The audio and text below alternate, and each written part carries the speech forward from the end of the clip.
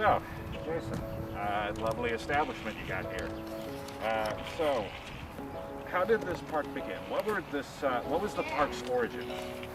So it started when I acquired these properties.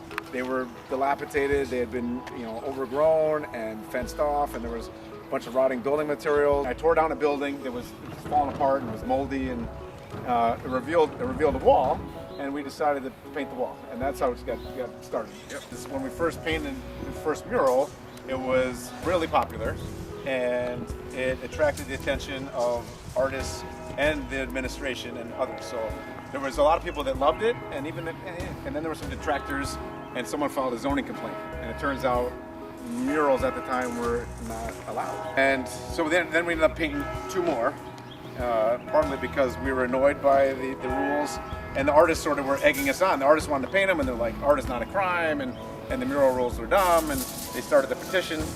And it grew from there, and then there was so many people interested and I had met so many artists, I ended up having shipping containers for storage.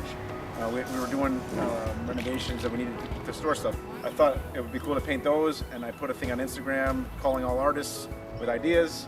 Within like 2 hours, I had 20 people.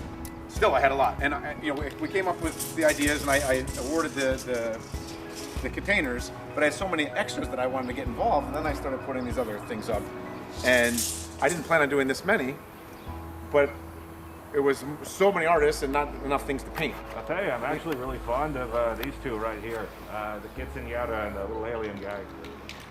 Well, you know what's funny is the guy who painted this is actually painting over there right now. Oh wow, so that's awesome. The first piece that got it started, I have a special, I'm very fond of, even though it's starting to fade a little bit. It was almost 3 years ago. But the one that really stands out is the one right here behind me. This was during the pandemic. It was a lot of things happening during then, and I painted this one with my daughter. I did the everything's gonna be okay, flipping, get through this, and my daughter did the sunflower. During the pandemic is when a lot of people came through here. They called it the drive-through art gallery, and they put it on News 12 at that time. So it was perfect timing for the pandemic and closing down.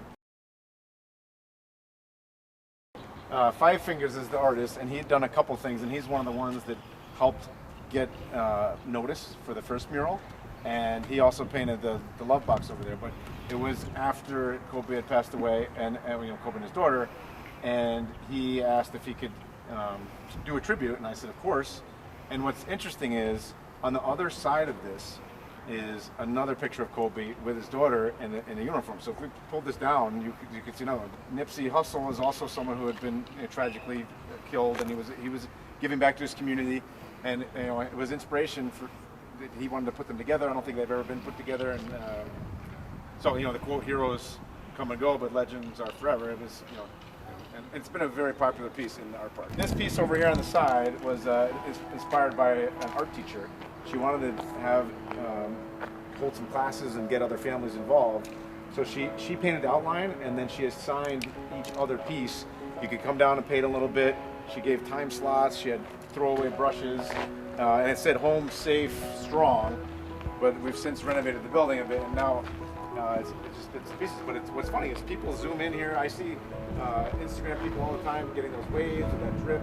A lot of these murals are trying to tell a story. That first one was inspired by what could Wall Street be. There's a corner of the building where it was a failed project. It was supposed to be big government, where they were taking people's eminent domain property, taking people's property, and having them redo the whole city. And this one represents me and the people, and the mayor and his army of attorneys fighting, and the Tyvek temples in the background. We, trying to come together. Here we're all armed with swords, they're with swords, and I'm trying to, have a peace offering. The best thing ever is when there's lots of people here, right? Every time I come through here on lunch, or I walk through and I see people enjoying the art, or taking pictures with it, it makes me happy. So it's just joy. They take away joy and appreciation of the art, and also having other people involved. I've met so many great people and talented people and creative people. That's the takeaway. Bringing something back to this neighborhood that's kind of been not performing where it could and should, and where it has been. Thanks. Yeah. Oh, thanks so much. Shout out to BMCC and the professor to let you do this.